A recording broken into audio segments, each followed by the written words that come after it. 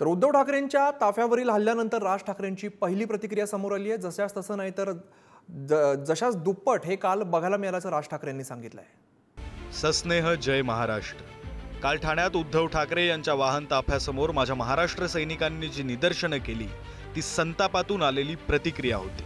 माझ्या नवनिर्माण यात्रेच्या दरम्यान जी काही विघ्न उभी करण्याचे प्रयत्न धाराशिवपासून सुरू झाले, धाराशिवमध्ये निदर्शनाला आलेले दाखवायला मराठा आरक्षणाच्या आंदोलनाच्या नावाखाली घोषणा देत होते, पण पुढे लक्षात आलं की त्यांचा या आंदोलनाशी काहीच संबंध नव्हता।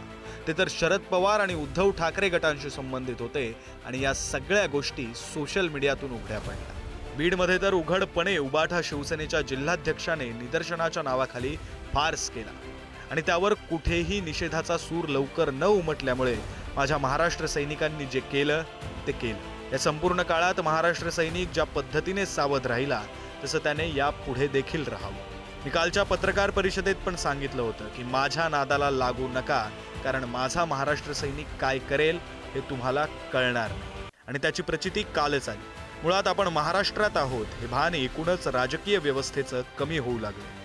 राजकारण म्हणलं की मुद्द्यांची लढाई आलीच।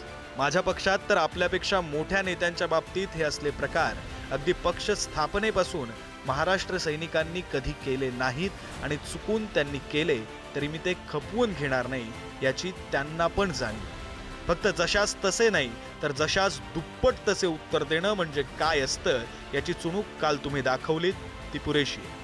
त्यामुळे तुम्ही हे सगळं थांबवा असं माझ्या महाराष्ट्र सैनिकांना आवाहन आहे।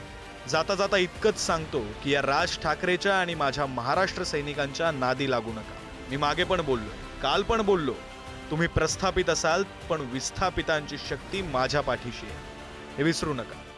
हे तुमच्या काळजीपोटी सांगतोय असं समजा। आपला राज ठाकरे।